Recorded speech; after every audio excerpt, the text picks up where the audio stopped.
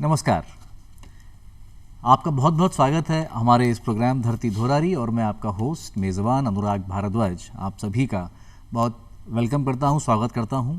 और आज के हमारी विशिष्ट मेहमान जिनका मैं आपको परिचय देना चाहूँगा, उनका परिचय कुछ ऐसे है कि जो हमारा प्रोग्राम है धरती धोरारी, जिसमें हम लोग समाज के बारे में, साहित्य के बारे में, संगीत के बारे में, इन सब विधाओं के बारे में बात करते हैं जो इंसान से अंतर मन तक जुड़ी हुई हैं। वो उन सब विधाओं से गुजरी हैं, उनका जीवन उन सब विधाओं से गुजरा है। और गुजरने ही नहीं कहूँगा मैं तो, बल्कि उन्होंने हर एक पहलू को बहुत नज़दीकी से देखा है और छुआ है। जी हाँ, हमारी विशिष्ट मेहमान आज हमारे सामने हैं श्रीमती अजंता देव, जो खुद एक बहुत बड़ी पत्रकार रही हैं, जो खुद हमारे दूरदर्शन के साथ जुड़ी रही हैं, जिन्होंने धर्मवीर भारती जैसी पत्रकारिता के अंदर भी काम किया है। और पत्रकारिता करते करते आपने लेखन किया है, लेखन में आपने कविताएं लिखी हैं, आपने गद्य लिखा है, आपने पद्य लिखा है। तो इनका एक बहुत बड़ा विस्तृत संसार है इनका रचना क्षेत्र का, जिसके बारे में हम लोग बात करेंगे। सबसे पहले मैं आपका स्वागत करता हूं अजंता जी, नमस्कार। और आपका बहुत बहुत स्वागत है हमारे इस प्रोग्राम के अंदर। बहुत बहुत शुक्रिया अनुराग। अजंता जी, आपकी जो यात्रा है, ये जो लेखन की यात्रा है, मैं सबसे पहले, और बड़ी दिलचस्प है, इसको शुरुआत करने से पहले मैं आपको बता दूं हमारे दर्शकों को कि आपका जोधपुर से लगाव है, जोधपुर की रहने वाली हैं आप। वैसे तो मूलतः बंगाल से आई हैं आप, परिवार बंगाल से आया था आपका, और फिर परिवार जोधपुर में रहा है। तो और जोधपुर से मेरा खुद का भी एक बड़ा गहरा रिश्ता रहा है। अच्छा। तो जोधपुर में कैसे, कहाँ से? अच्छा, जोधपुर का ऐसा है अनुराग जी कि मेरे जो माता पिता हैं वो पहले बंगाल से फिर इटावा और इटावा से जोधपुर आए। मेरे जो पिताजी थे वो अब वो नहीं रहे हैं, लेकिन वो शास्त्रीय संगीतज्ञ थे। और जोधपुर महाराजा ने, उस समय के जोधपुर महाराजा ने उन्हें अपने यहाँ पर एज कोर्ट म्यूजिशियन बुलाया था जी। लेकिन फिर वो चल बसे, महाराजा जो थे वो नहीं रहे और न राज रहा।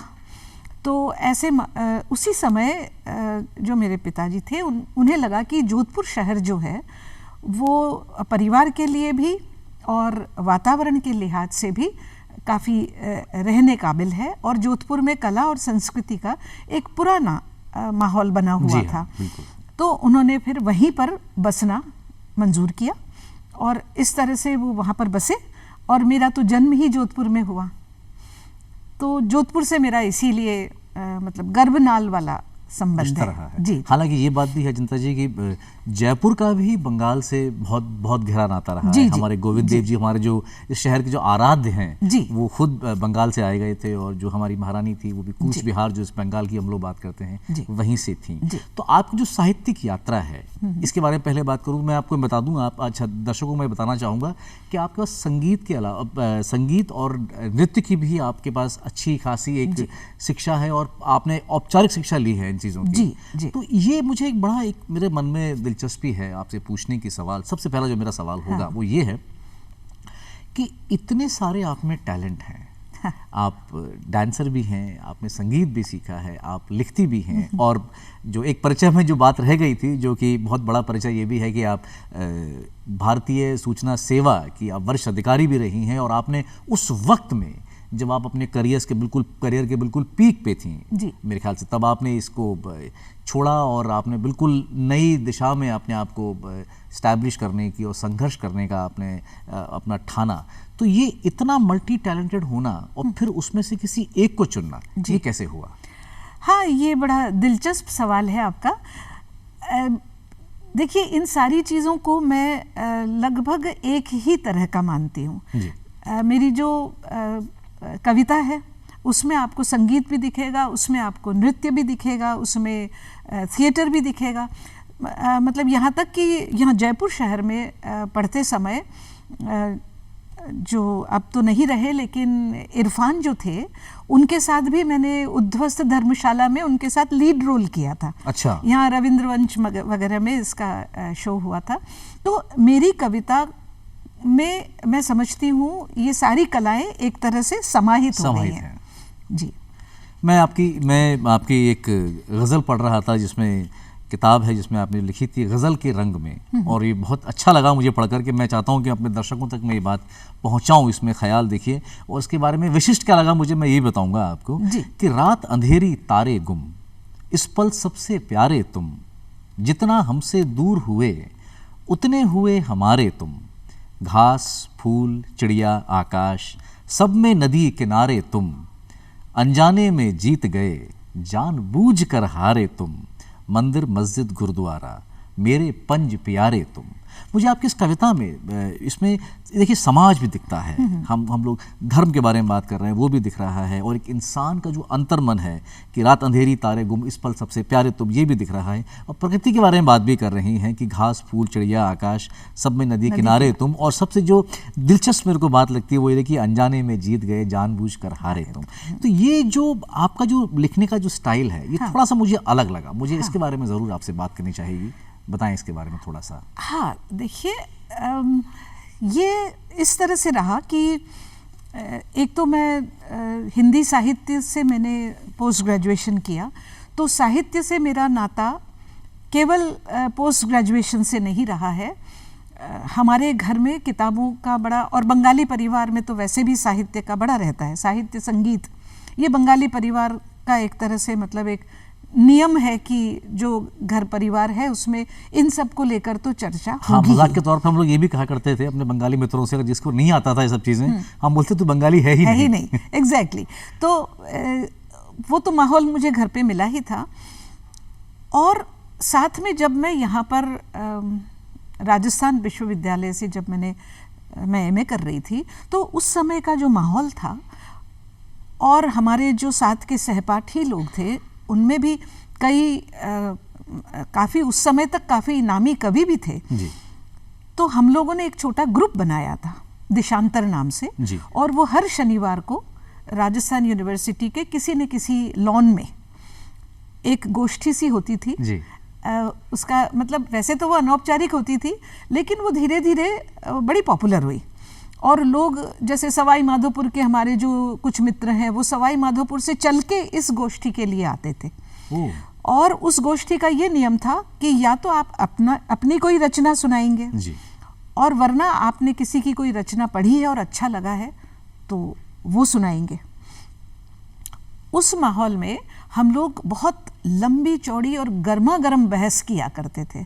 भाषा कैसी होनी चाहिए, साहित्य में ये होना चाहिए, इसकी कविता ख़राब है, क्यों ख़राब है, उस पर भी बड़ी विस्तृत चर्चा होती थी।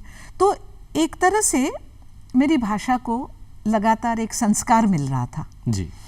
और उस संस्कार में एक और चीज़ जुड़ी कि जब हम लोग बच्चे थे तो मेरे फादर उन्होंने ये कोशिश की कि हमें जासूसी उपन्यास पढ़ाएं जी।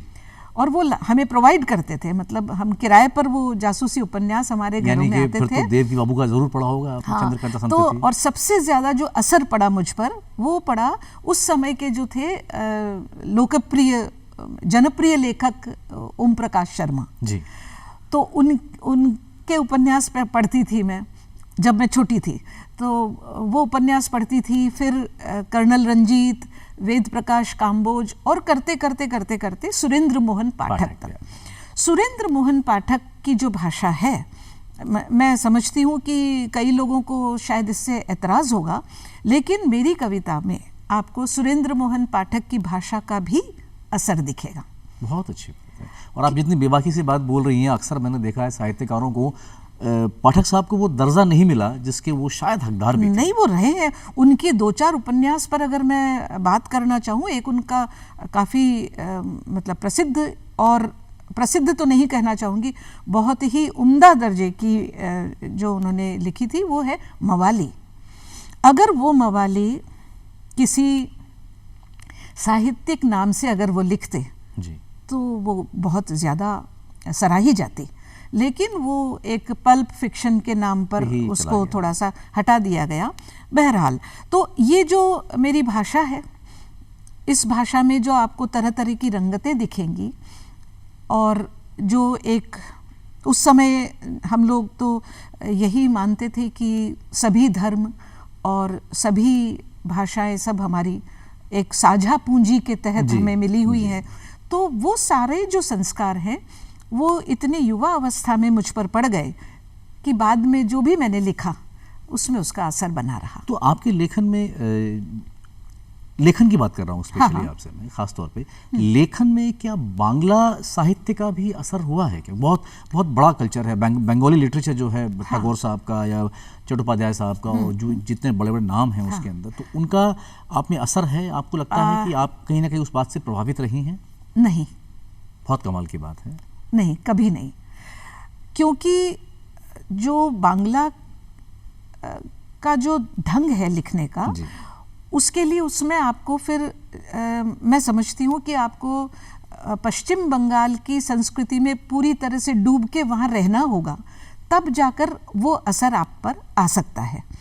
ये तो मैं कहूँगी कि चूँकि मुझे बांग्ला पढ़ना मैं जानती हूँ, तो मैंने ये सारे उपन्यास पढ़े भी हैं, सारी कविताएं पढ़ी भी हैं, लेकिन मैं नहीं समझती कि मुझ पर बांग्ला साहित्य का कोई असर रहा है। बहुत बड़ी बात है, ये बहुत बड़ी बात है।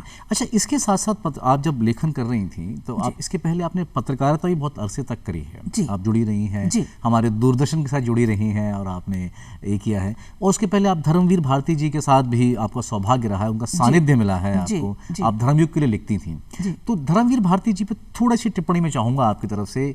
मतलब वो हमारे लिए बहुत बड़े मानक, वो एक कहते हैं ना, एक स्टैंडर्ड रहे हैं, और हर आदमी के लिए, हर पत्रकार के लिए बहुत बड़े स्टैंडर्ड रहे हैं। तो कैसा रहा आपका उनके साथ काम करने का अनुभव? अच्छा, तो अगर अनुराग जी मैं बहुत ईमानदारी से बात करूं तो धर्मयुग में मुझे वहाँ पर मैं असिस्टेंट एडिटर के लिहाज से मेरा चयन जो हुआ, उसमें इंटरव्यू बोर्ड तक में धर्मवीर भारती जी थे। उसके बाद मैंने बम्बई में वहाँ ज्वाइन किया, लेकिन मुझे थोड़ी सी हैरानी हुई, क्योंकि धर्मवीर भारती को मैं अंधा युग, कनुप्रिया, इन सब से पहचानती थी। तो मुझे लगा कि मैं एक ऐसे कवि के सानिध्य में काम करने वाली हूँ, उनके नीचे काम करने वाली हूँ, जो मूलतः एक कवि हैं।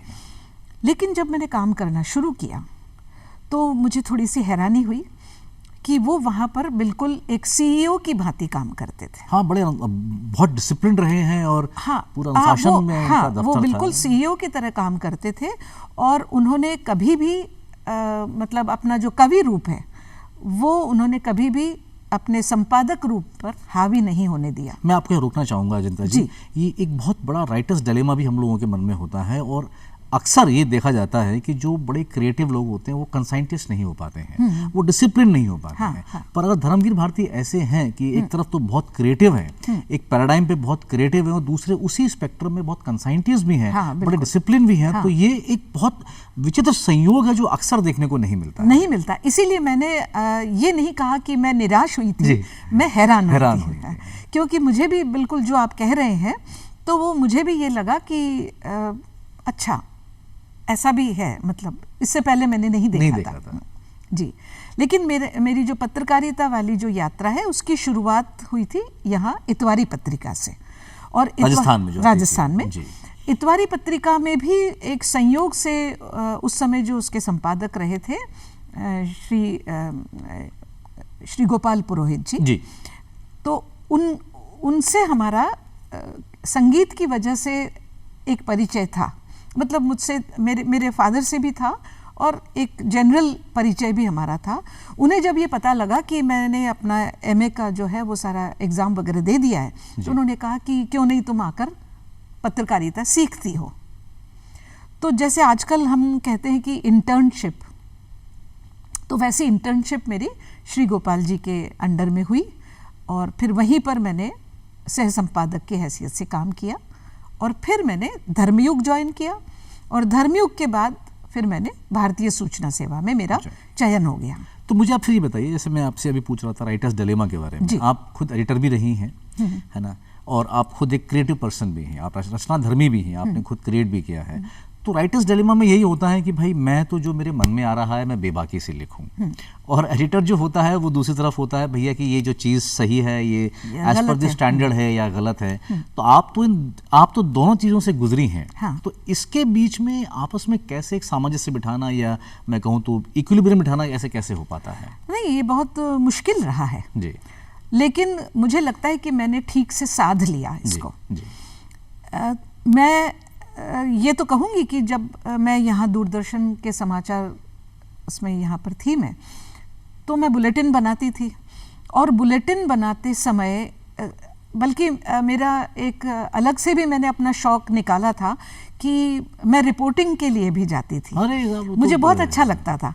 तो रिपोर्टिंग करते समय मैं जो उसकी कमेंट्री लिखती थी, वॉइस ओवर जो होता था, तो वो मैं खुद लिखती थी, और मैं खुद लिखते वक्त अपनी जो क्रिएटिव जो मेरी भाषा है उसका भी मैं बड़ा इस्तेमाल करती थी। मैं आपको यहाँ पे कहना जरूर चाहूँगा, आई मस्ट कॉम्प्लीमेंट यू कि आपका लहजा और आपकी, और ये बड़ी ईमानदारी से बोल रहा हूँ आपके सामने, बहुत ही एक बड़ा स्पष्ट और बड़ा अच्छे तरीके से, मैंने अक्सर बहुत क्रिएटिव लोग देखे हैं, राइटर्स देखे हैं, पर वो कहीं ना कहीं भाषा में कहीं ना कहीं शब्दों के उच्चारण में आगे पीछे हो जाते हैं। ये मेरा सौभाग्य है कि मैं आपसे बात कर रहा हूँ और आपकी वर्तनी और आपका जो लहजा है इतना क्लियर है। बहुत कमाल की बात है। शुक्रिया। तो मैंने अपने बुलेटिन बनाते वक्त भी मैंने इस बात का ख़ास ख्याल रखा कि मेरी जो भाषा है या थोड़ी सी बुलेटिन में हल्की सी कविता आ जाए। क्या बात। ये मैंने इसका बहुत ध्यान रखा और इसकी मुझे बड़ी तारीफ भी मिली, और उन तारीफ़ों से मेरा हौसला और बढ़ता गया। ऐसी बात तो वो मेरा बड़ा, यहाँ दूरदर्शन वाला जो मेरा वक्त था वो बहुत अच्छा भी था, और उसने मुझे बहुत कुछ चीज़ें सिखाई। उसने मुझे चीज़ों को कहने का अंदाज सिखाया जो रोज़ाना काम करते हुए जो आता है। तो मैं दर्शकों को अब आपके अजंता जी के कुछ जो आपने जो क्रिएट किया है, उन किताबों का, कविताओं का और कहानियों का जो संकलन है आपका, उसके बारे में बताता हूँ। सबसे पहले आपकी किताब आई थी जिसका ये नाम था राख का किला। ये अपने आप में एक बहुत प्रसिद्ध हुई थी, और ये भी कविताओं का पूरा एक संग्रह था। फिर इसके पश्चात ये आपकी दूसरी कविता आई थी, एक नगर वधू की आत्मकथा। ये टाइटल बहुत बहुत इंटरेस्टिंग है। ये इसमें भी कविताएं हैं, जिसमें से अभी मैंने गज़ल के कई रंग पढ़ के सुनाया था। तो ये किताब कब आई थी आपकी? ये 2008 में आई थी। ये 2008 में आई थी।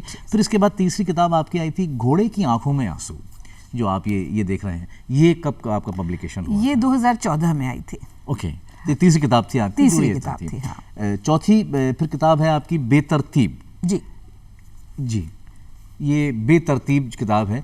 ये कब आपकी छपी, और इसमें भी कविताएं हैं मेरे ख्याल से? हाँ, इसमें छोटी छोटी कविताएं हैं मेरी। जी। तो मूलतः आप कवित्री ज़्यादा कहलाना पसंद करेंगी, या अपने आप को एक राइटर जो कि कहानियाँ भी लिख लेता है उस तरह से? मैं हालांकि आखिरी किताब पे आ रहा हूँ आपकी। नहीं, मैं मूलतः कवि ही हूँ। कवि के नाते कहते हैं। और अंत में फिर आपकी किताब आई थी खारिज लोग।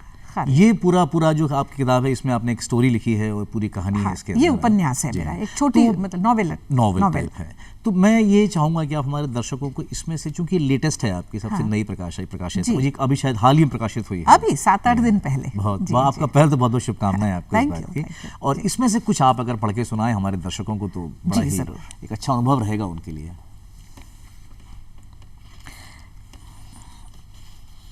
ये मैं बताना चाहूँगी कि यह जो खारिज लोग है, एक तो इसका बैकड्रॉप जोधपुर का है। जी, अच्छा। हाँ, लेकिन जोधपुर इसमें एक चरित्र की तरह आता है, मतलब एक शहर ही चरित्र है इसमें। अच्छा।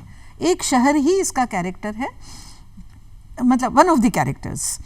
और दरअसल ये एक बड़े सवाल से जूझती हुई छोटी सी किताब है। इसमें किस्सों की भरमार है।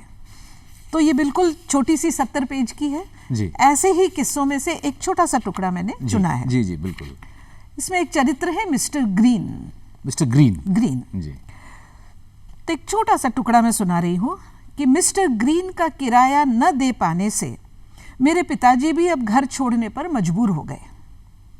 मिस्टर ग्रीन ने शर्त रखी कि घर छोड़ने से पहले अगर मेरे पिताजी उन्हें करेला मीट पकाकर खिला देंगे तो वे बकाया किराया माफ कर देंगे। पिताजी की तो उड़के लगी। उन्होंने जाती हुई सर्दी की किसी दोपहर मिस्टर ग्रीन को करेला मीट और केसर कस्तूरी की दावत पर बुलाया।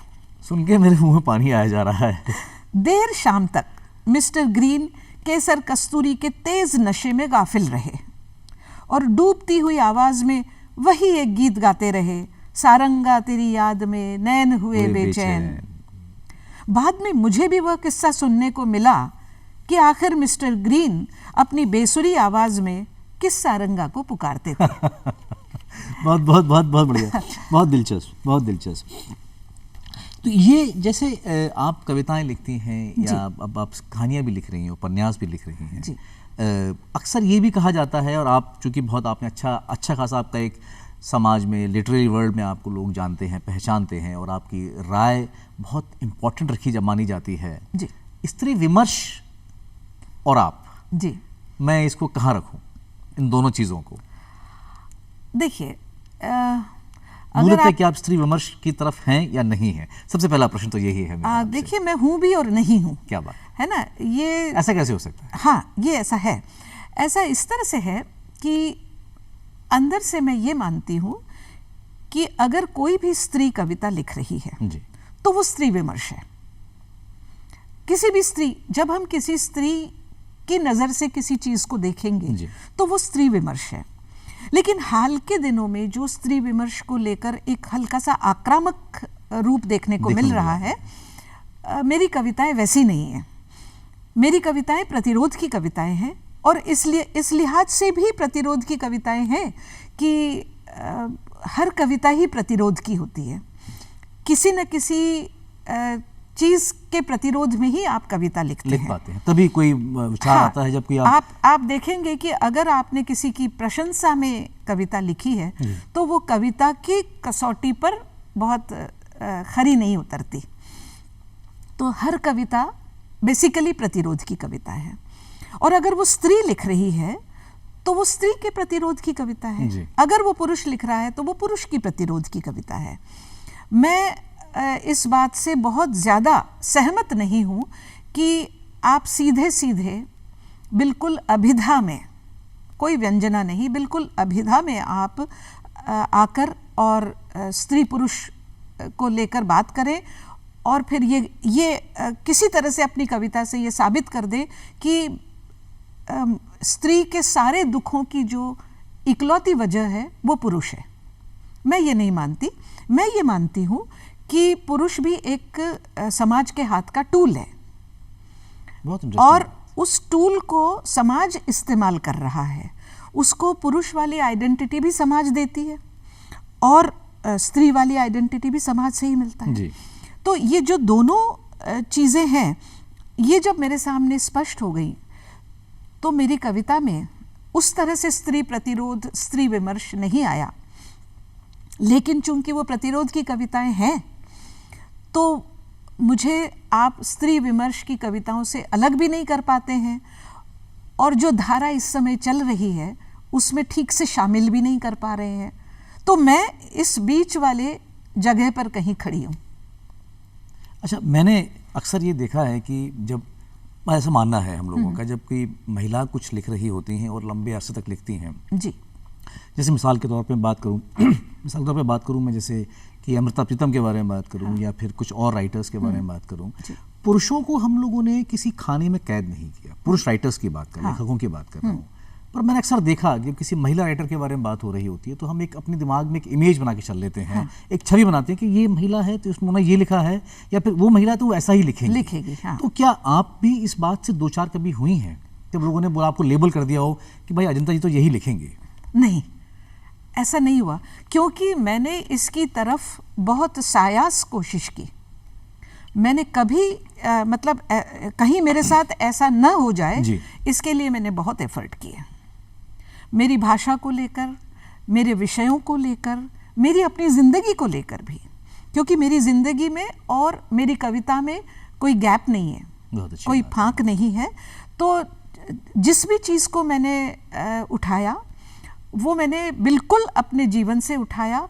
मैंने जो भाषा इस्तेमाल की, मैंने जो विषय लिए, जैसे कि आप अगर मेरी पढ़ेंगे तो आपको पता चलेगा कि मेरी कविताओं में सबसे ज़्यादा जो विषय उभर कर आता है वो आता है युद्ध। जैसे मेरे हाथ में अभी एक किताब है आपकी, एक नगर वधू की आत्मकथा जी, तो मैं चाहूँगा कि ये कहीं, अगर ऐसा कहीं वो है, हाँ, बिल्कुल तो आप है। मुझे इसमें से युद्ध और संधि, बिल्कुल युद्ध मेरी कविताओं का मेन थीम है। बहुत कमाल की बात है। युद्ध को मतलब कहें तो एक अंतर्द्वंद की बात कर रहे सारे हैं सर, हर तरह के आंतरिक युद्ध, बाहरी युद्ध, बाकायदा जहाँ पर बम गिर रहे हैं वो वाला दृश्य हो, या मेरे अंदर कोई युद्ध चल रहा है वो हो, लेकिन वो हर हाल में मेरी कविताओं में आपको युद्ध जरूर दिखेगा। तो हमारे दर्शकों को कुछ इसमें से पढ़ जी के जी। सुनाया। हालांकि इसका टाइटल भी बहुत अच्छा लगा, मेरे को बड़ा इंटरेस्टिंग लगा। और कहीं ना कहीं मैं जब इसको देखा था तो मुझे ऐसा लगा कि जो चतुर सिंह ने लिखा था, साहब ने लिखा था कि एक वैशाली की नगर वधू, और उसी तरह से आपने इसका टाइटल चुना है, एक नगर वधू की आत्मकथा। हाँ, नगर वधू की आत्मकथा इसलिए क्योंकि नगर वधू, हाँ, वैशाली की नगर वधू मैंने जब पढ़ा तो मुझे वो जो नगर वधू जो आम्रपाली का चरित्र मुझे हमेशा बहुत सशक्त लगा, बहुत, मुझे खुद भी, है ना। मुझे खुद तो भी। जब मुझे लिखने की ज़रूरत पड़ी और मुझे लगा इसके पीछे भी कहानी है कि मुझे इस भाषा का इस्तेमाल क्यों करना पड़ा, इसके पीछे भी एक छोटी सी कहानी है। तो मुझे लगा कि अगर कलाओं से समृद्ध किसी सशक्त स्त्री की बात हम करें तो, और उसको मैं अपनी पुरानी परंपरा से भी अगर जोड़ना चाहूँ तो मेरी नज़र जो है वो आम्रपाली पर पड़ती है। लेकिन ये छोटी सी जो किताब है मेरी, ये आम्रपाली पर नहीं है, ये एक जनरल एक चरित्र है नगर वधू जी, जो कलाओं से गुथी हुई है और उसके साथ उसका जीवन गुथा हुआ है। बहुत खूब। तो ये एक कविता है जी। युद्ध न संधि, कि मेरा हर क्षण बीतता है आमने सामने, मैं और हवा होते हैं सम्मुख, बन जाता है प्रलयंकारी चक्रवात, सामना करते हैं जल और मैं, समुद्र की तरंगे तट छोड़ देती हैं, मेरे और मेघों के घर्षण से प्रकट होती है दामिनी, सुलग उठती है लकड़ी की तरह सूखी लालसा। बहुत खूब। पर आश्चर्य, नहीं होता कुछ भी जब मेरे सामने होते हो तुम, न युद्ध न संधि। इस तरह बीतता जाता है वह क्षण जैसे ठोकर के बाद का संतुलन। इसी क्षण ढल जाता है सूर्य, बजने लगता है युद्ध समापन का तूर्य, युद्ध का कारण याद नहीं आता योद्धा को, कौंध जाता है इसी क्षण एक स्तब्ध पराक्रम, ध्वस्त करता हुआ अभ्यास के कौशल को। बहुत खूब, बहुत अच्छा। मैं आपको एक बात का कॉम्प्लीमेंट ज़रूर देना चाहूँगा, जैसे मैंने पहले भी कहा था आपसे कि लिखती तो अच्छा है ही आप, जाहिर सी बात है, आप बोलती भी बहुत अच्छा है। अक्सर मैंने देखा है राइटर्स को, कवियों को, लिखते बहुत अच्छा है पर बोल बहुत अच्छे जब उनके मंच पे आदे होते हैं या कुछ पढ़ना होता है तो इतना अच्छा नहीं बोल पाते। मुझे किस्सा याद आ रहा है, एक बार फैज़ अहमद फैज़ किसी मुशायरे में बैठे हुए थे तो बात कर रहे थे, तो किसी ने बोला फैज़ साहब लिखते तो बहुत बढ़िया हैं पर आप बढ़िया बोल नहीं पाते। तो उन्होंने बोला कि यार मैं तो ठीक बोल लेता हूँ, गालिब मुझसे भी ख़राब बोलते थे। जबकि गालिब का शेर है कि हैं और भी दुनिया में सुखनवर बहुत अच्छे, कहते हैं गालिब का अंदाज़ बयां, और आपका तो खैर बोलने का अंदाज़ ही बहुत बढ़िया है। मैं मजंता जी, मैं खुद एक बड़ा फेमिनिस्ट हूँ, अब मुझे इसको कहने में कोई गुरेज नहीं होता। मुझे बात जाननी है आपसे ये, और बताएं मेरे दर्शकों को, हमारे दर्शकों को ये बताएं कि आज के दौर में हम बात करते हैं फेमिनिज्म की, तो महिलाओं के जो अस्तित्व के सवाल है, देखिए मैं ऐसा मानता हूँ कि शायद थोड़ा शायद अतिरेक हो जाए इस बात के अंदर, बट एक संघर्ष है उनके जीवन में। समाज की बेड़ियां, समाज के बंधन कुछ बदल रहे हैं, नियम बदल रहे हैं। हम लोग देख रहे हैं कि महिलाएं आज के दौर में सोसाइटी में, कंपनीज में, कॉर्पोरेट में, सरकार में देख रहे हैं कि महिलाओं, और हाल में एक बिल भी पास हुआ है अभी महिलाओं को लेकर के, तो महिलाएं अब उस एक धारा को तोड़ती हुई नजर तो आ रही हैं। हाँ बिल्कुल। पर क्या संघर्ष उनके आज भी वैसे ही हैं जो आज से कुछ समय पहले थे, और आगे भी ऐसे ही रहेंगे कि बदल जाएंगे?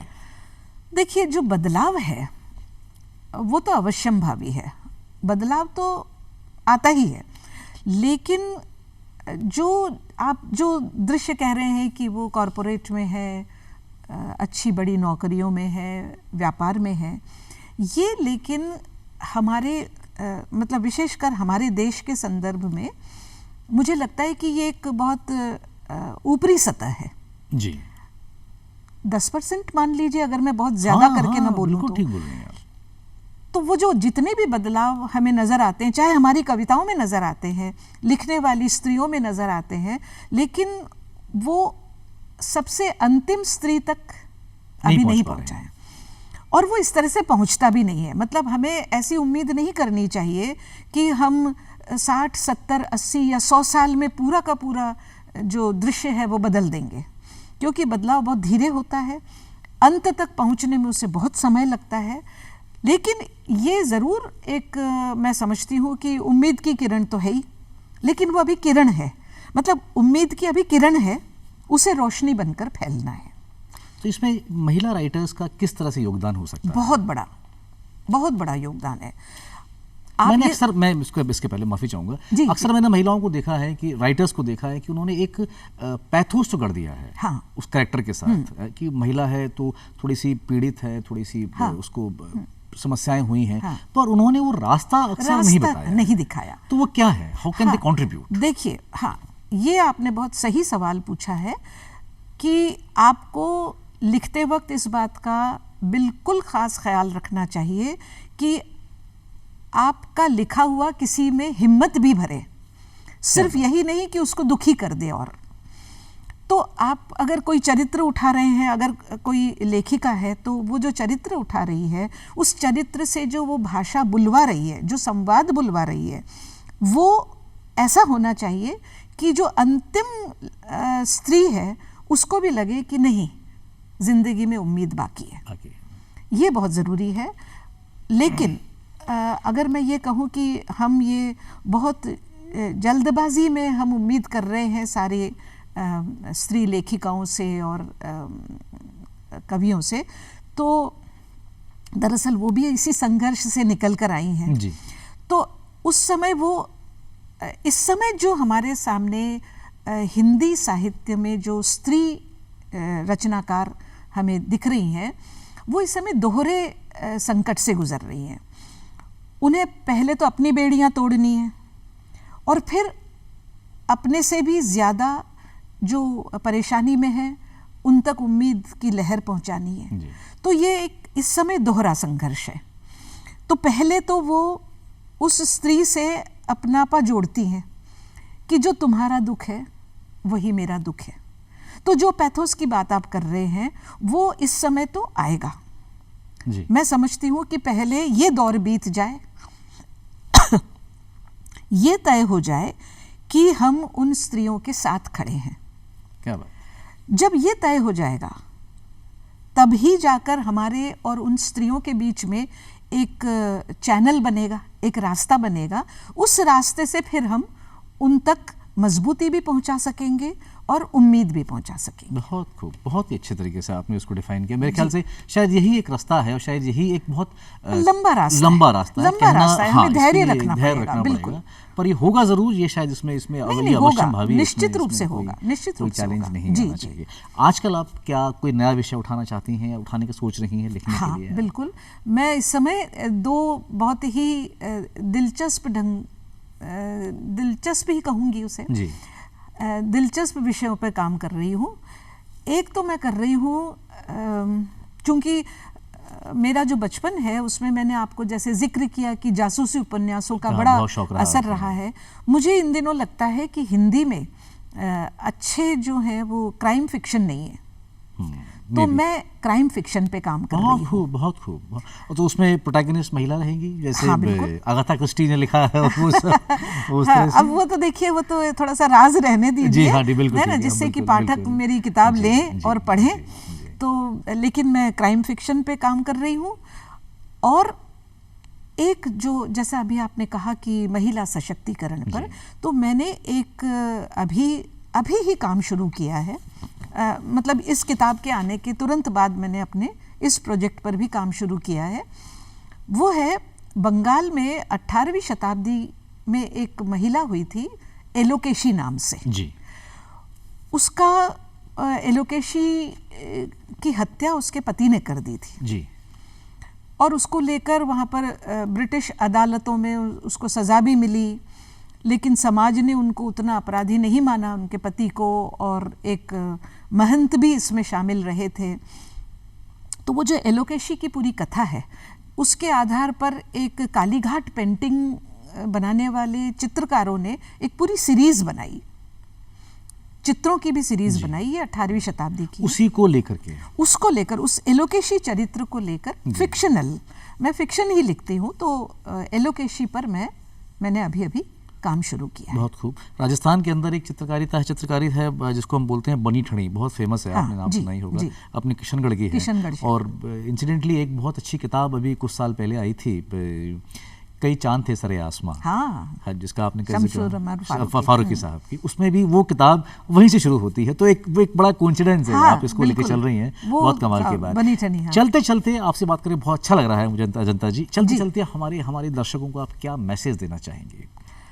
स्पेशली मैं बात कहूँ तो आज के यूथ की बात कहूँ तो मैं यूथ के लिए, हाँ, देखिए, ऐसे तो हमारा जो इस समय का जो युवतर समाज है वो बहुत ही बुद्धिमान है, बहुत प्रैक्टिकल है, लेकिन मैं इस युवाओं से मैं उम्मीद करती हूँ कि वो थोड़े से सेंसिटिव भी बने जी, और इतना ज़्यादा पैसों के पीछे न भागे, जो कि अभी हमें दिख रहा है कि उनको अचानक ये लगने लगा है कि जैसे पूरी जो ज़िंदगी है वो केवल और केवल पैसा कमाने के लिए उन्हें मिली है। ऐसा नहीं है, पैसा कमाना ज़रूरी है, लेकिन पैसा कमाने के लिए कहीं वो अपनी ज़िंदगी को ही न पीछे छोड़ दें।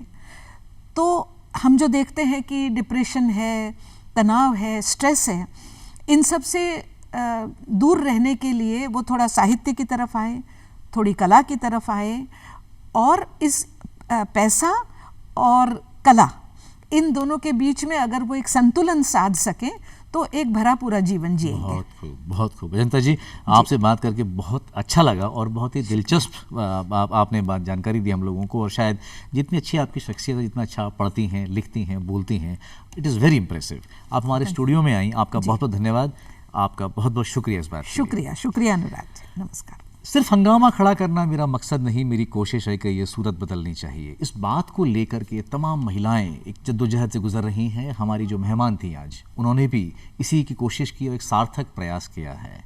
मैं आशा करता हूँ आपको हमारा प्रोग्राम आज का पसंद आया होगा। अगले फिर किसी प्रोग्राम में आपसे दोबारा मुलाकात होगी। नमस्कार, अनुराग को दीजिए इजाज़त।